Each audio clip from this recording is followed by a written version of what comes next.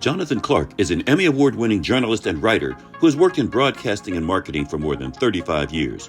He's a seasoned professional communicator who specializes in news analysis, strategic communications, broadcast, and print journalism. Jonathan has been a news reporter and producer throughout the Midwest and Mid-South. He passionately delivers high-value, first-rate reporting to each project he engages in. Jonathan joins Politics in Color as a featured anchor reporter.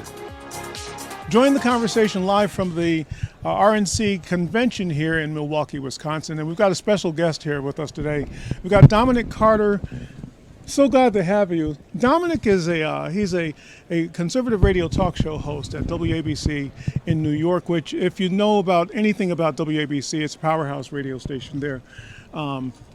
Don Imus was there, and Howard Stern was there at one time, and all the big players. All the big players. I think Rush Limbaugh. But the biggest player right now is you, and I mean that sincerely. I'm serious, because I think Jonathan. I don't say something unless I mean it. And you and I go back more than 40 years, and it's so nice to be here with both of you. But you and I, we go back to when we were dreaming about doing what we're doing now. More than 40 years up in Syracuse, New York. We didn't have a voice then, but we have a voice now. And you've got a really big voice now. And I see that you've established that, first of all. Well, let's go back for a moment. Okay. So when you talk seasoned journalist, everyone wants to say, the seasoned journalist. You're that guy, especially in New York. You covered that market's politics for decades. And if someone needed to know something, I just saw Rudy Giuliani over there a few moments ago.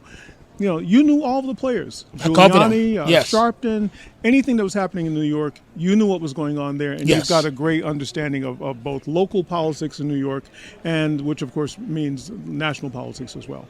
So let's talk a little bit about what it is that you're going to be paying attention to at this convention. I mean, this has been one wild political cycle. You could say that again. I'm curious about what do you want to talk about? What do you want to see come out of this convention? Well, the big news is now we have the Republican ticket. J.D. Vance, first-term senator out of Ohio. How is that going to play? I think what I'm looking at to come out of this convention is traditionally candidates get a bounce, traditionally, out of their conventions. How much of a bounce is Trump going to get? I'm looking to see, can President Biden, can he stop the tide of fellow Democrats telling him to get out of the race? I'm looking to see, in terms of the bounce that Trump is going to receive post-assassination attempt. Because we really don't want to see that, but the reality is that plays into the political situation as well. Yeah, it sure does. Brian Jenkins, we have met. But so nice to see you. I want to take a different direction, because we've been talking to voters about the excitement of making them a part of the process. Whether you're Republican, it's a great topic. The whole idea is to get people to be responsible, get out there and vote, get out there and make your voice heard. And my question to you is, what do you think the Republican Party has to do to extend its outreach to a growing number of voters who are of color?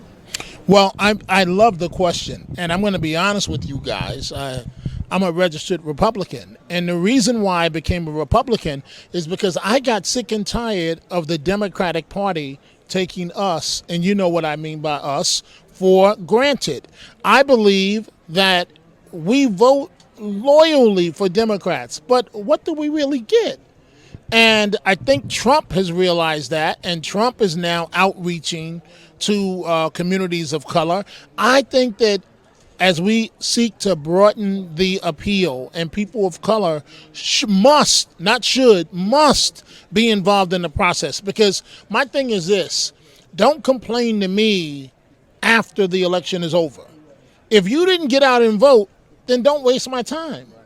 Because the way your trash is picked up, the way you go to your local health care facility, that's all local politics, And I think it's a good thing when each party is forced to beg for our votes. I really do.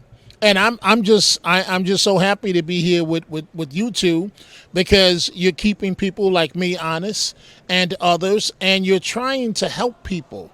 And that's really what it is about. Because we have to understand you can't avoid the political process. Too many people that look like us died for us to have the right to sit here right now. And whether we're at the Republican convention or the Democratic convention, make them earn your vote. Your vote is not for free. Make them do something that's going to benefit you, benefit your community, benefit your children. Why is it? I'm just asking you guys. Why is it our schools are in the shape that they're in, and our communities? Why is that? That's a very good question. And part of it is that we don't take enough part in the process to make those things better. You know, we can complain about local politicians, but you're right, if we don't take part, we can't complain.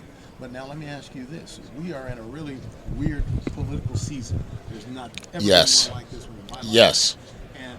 And we're at a point, too, where folks of color are becoming a much bigger part of the population. Look at Absolutely. the I mean, that's the biggest growth part of the population growth in the U.S. So the question then becomes, what is the GOP doing to reach those people? I mean, they're technically the sleeping giant in terms of politics in this country. What's the party do? What would you like to see the party do to reach out to those people, especially those of us who say, well, Democrats aren't doing enough anyway? I would like to see the GOP put more of us in positions with real authority. That's number one. Not just the HUD secretary. That's the traditional minority job. That's almost like African Americans in our business. They let us do weather. They let us do sports. But you don't see us covering politics. They might let us anchor. They might, in which they get to control everything that we say. But Jonathan and I, we went to school together with one of the biggest sportscasters in the world right now, Mike Tirico. And the three of us, am I lying? The three of us sat together in a classroom learning. So what I would like to see the Republican Party do is, one, focus on us the way that Trump is. He smells the blood in the water for the Democrats as it relates to the black community, to marginalized communities, to the Latino community. Focus on us. That's a start. Two, do something. So he signed off on the loans for black colleges, right?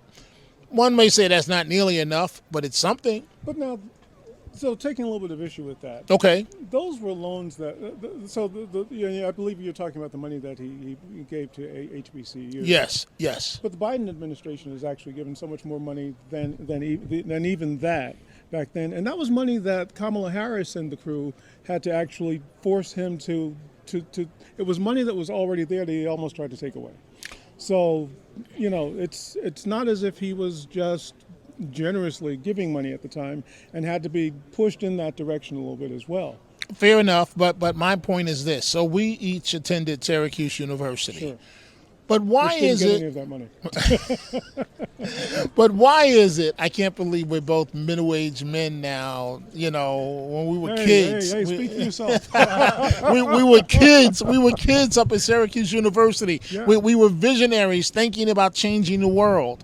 So you're correct about the money for the black colleges. But my point is this. Yes, Trump might have been forced to complete the deal, but it still got done, right? It still got done. And then again, I'll ask a rhetorical question. I'll ask it again. Yeah. Why is it with our institutions, the dropout rate, the graduation rate is so much lower than we know because of funding? We know, but we've got to do something to try. We all have an obligation, a responsibility to try and help our healthcare system, our education system, the Spellmans of the world, the Howards of the world. We have an obligation. And so this is why I'm saying, let's start by talking about us. It's a start. Well, let me ask a question. Yes. And we can speak here not as Republicans or Democrats, but just as black men. Okay. And I would ask if you think the president's advisor, the ex-president's advisors, might having some issues about how they present the president to communities of color. And the reason I say that, you got Bibles, tennis shoes, mug shots, as if we're to be impressed by that, or we can. I relate to agree that. with you. I think I he's agree been with you. Sorely ill-advised.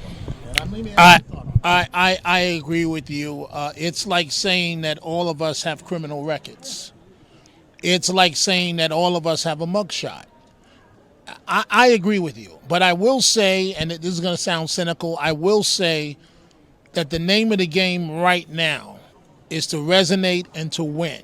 You can't do anything unless you win. We don't like that, the mugshot T-shirts and, he didn't say this, but I'm being treated like a black man. No, you're not. No, you're not. Not when you show up for booking in the motorcade. Right. Yeah. You really don't want to go there because, and I'm saying this about Trump. See, the difference with me and other pundits is that they just outright lie to you. They spin. If there's something good about Biden, I'm going to tell you. If there's something bad about Biden, I'm going to tell you. If something good about Trump, I'm going to tell you. Something bad about Trump, I'm going to tell you. That's just who I am.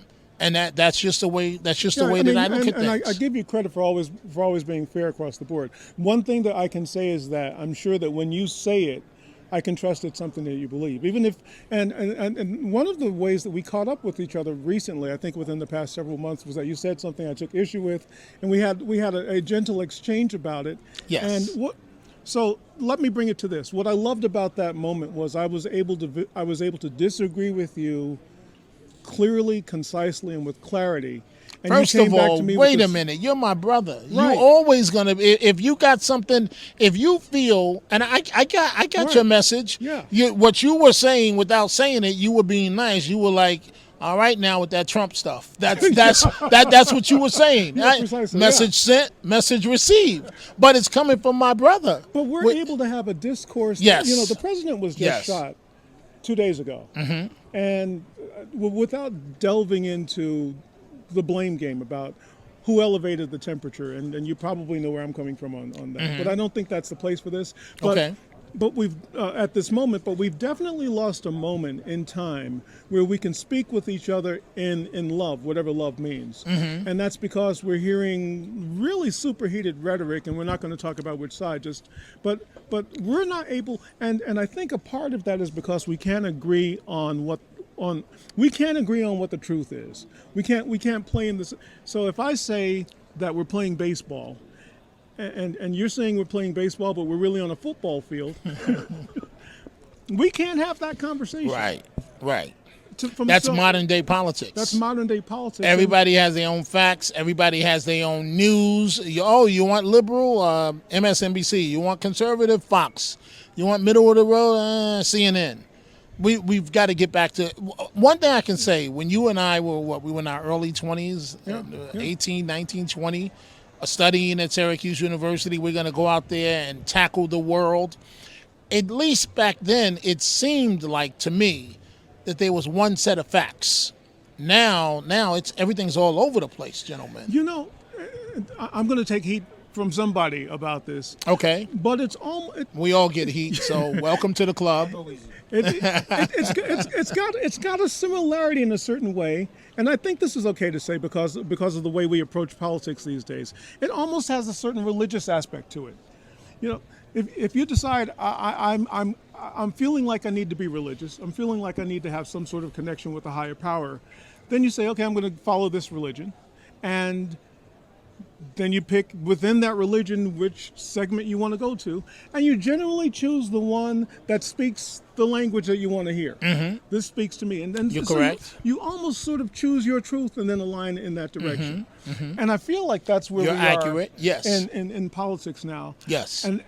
But the vitriol is what concerns me, and when a Speaker of the House can have her home invaded and her husband's head bashed in with a tool, and people question whether or not it happened. Well, right? Yeah, exactly. Did it happen at all?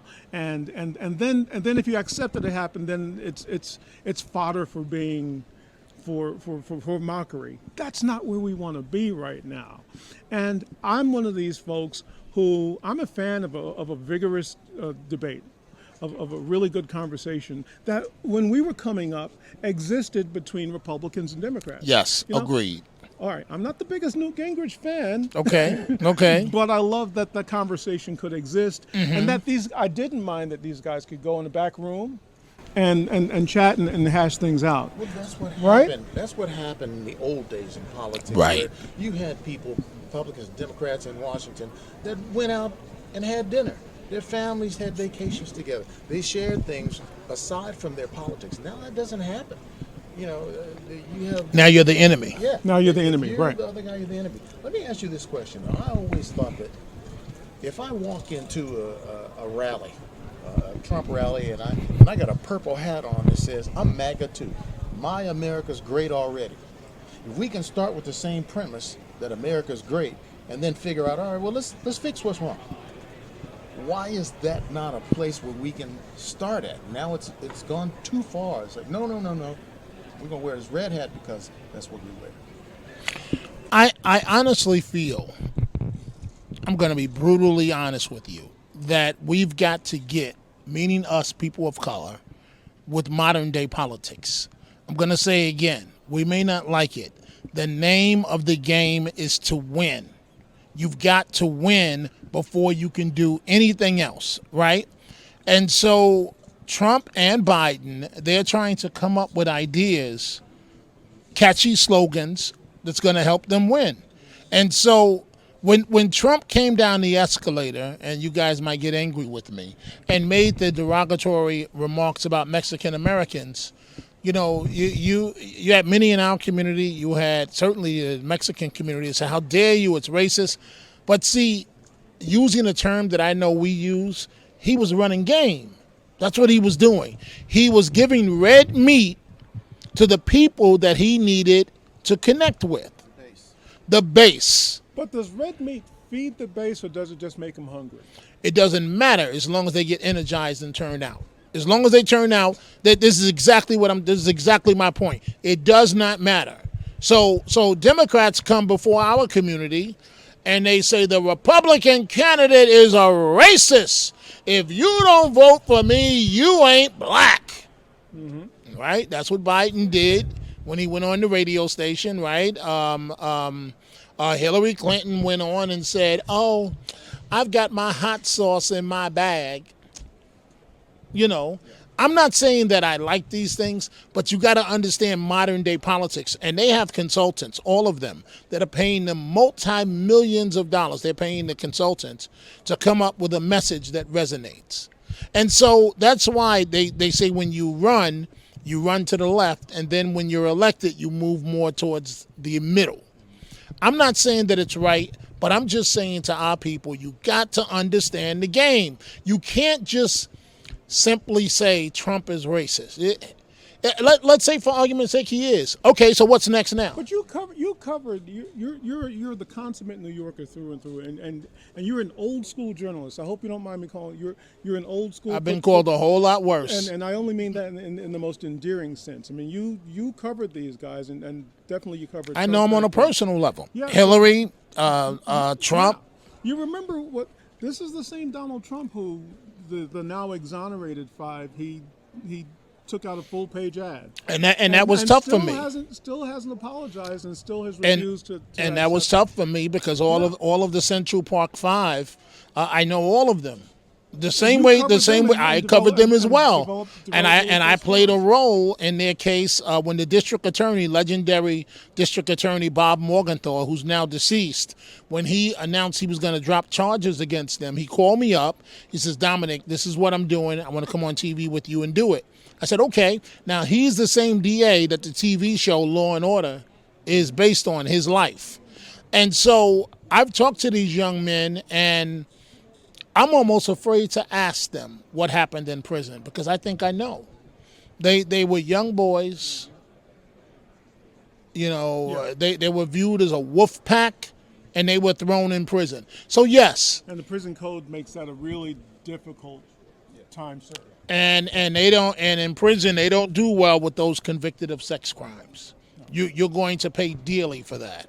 And so, yes, Trump did not apologize for taking out the full-page ad calling for the death penalty of those young men. And he hasn't recognized that. He has not recognized any of the any of the information that was presented has been presented that's exonerated. But you have to understand, part of his persona is that he never apologizes. But do we cut him enough slack? Is my question. Do we cut Trump too much slack? I should say. For that's just Trump being Trump. That's just his persona. Well, his base does. You know, I think they look at that and say, "That's okay. We like that John. He breaks the rules. Yeah. And we respect that." You're correct. Yeah. And I think they like that. And he speaks to middle America, really, who have lost their way. They turn on the TV, they see people of color, they're losing jobs, and industries are moving away.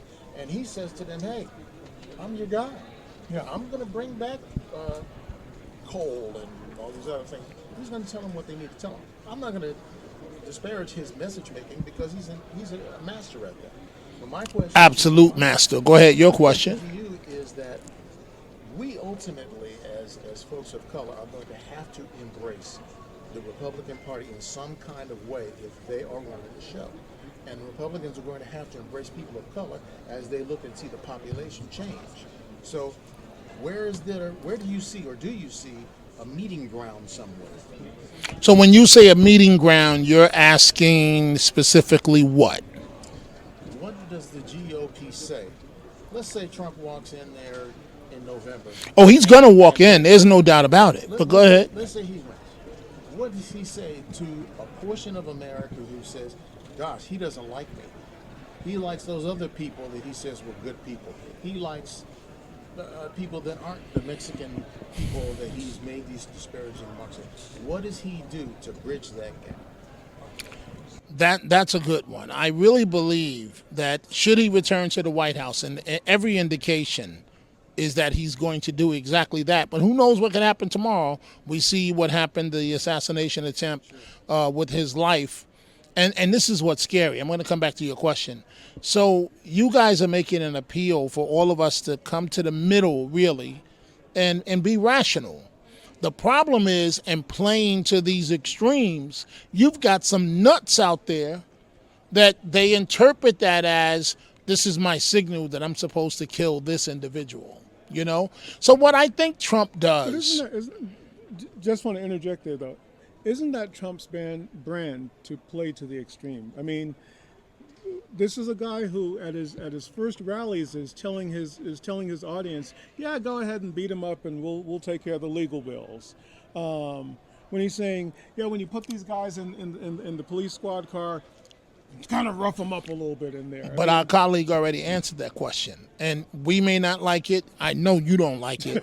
He's playing to the base. It's red meat for the base. But let me ask you, is that why Tim Scott's not vice president nominee?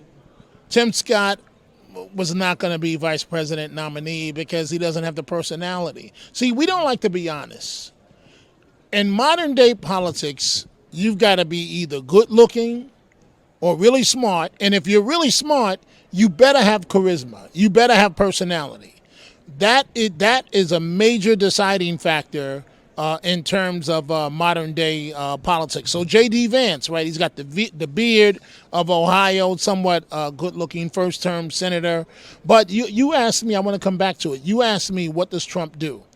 I believe that as Trump is going to do better this time with the black base, with the African-American base, he's going to say, we have got to do things that resonates with people of color, or at least some things. And I say, I'm willing to take that chance. Because what are the Democrats doing right now? What are they doing? That's a good point. And we ask the same questions on both sides of the aisle. This is purely because we're sitting at the GOP convention. Mm-hmm. But rest assured, we'll be asking the same questions to the Democrats. Because as black folk, we got to look around and say, well, who is going to work with us in solving what's in our interest? You know, so we've got to look for allies wherever we can. And then I want to ask you, gentlemen, another question. At what point, and this wasn't as bad when Jonathan and I was in school up at Syracuse University, at what point do we help ourselves? And what role do we play in this? We can't play the victim card forever. But you know, I think there are times that's overhyped. I don't think black folks are playing the victim card all the time. But I think if you've been victimized, it's okay to pull it out every now and then. You know, but that's and there are yeah, still some that's- institutional issues that we have to deal with too. When Yeah. we look at economics, when we look at lending, when we look at banks, No doubt about it. Yeah. No doubt about those it. still persist in our community. No doubt about it. And when we talk about this issue of reparations, everybody's talking about giving out checks. No, what we need is some investment. I'm with you 1,000%. I'm with you 1,000%. Because you and I both know, the three of us know, if you pass out those checks, that money's going to be gone like the snap of my finger, and then you're going to want more. yeah, yeah. You know, I could talk to you literally for hours, and I'm hoping that we'll catch up. I offline, promise and we we'll will. make sure we'll I promise talk we again. will. But I want to be clear. It's Yeah. so nice being here with your colleague. This gentleman right here, we go back. We were both 18, 19 years old in college, and I have no problem in saying I love you, man. I really Man, do. The love is mutual. And I have much admiration for what you've done. Let me start with the fact that I'm glad that we're both still alive.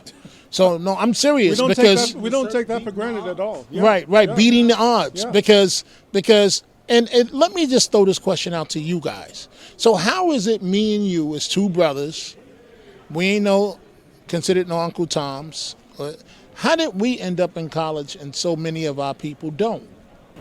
Oh my goodness! See that's another hour, and we really could spend a whole hour or two on that.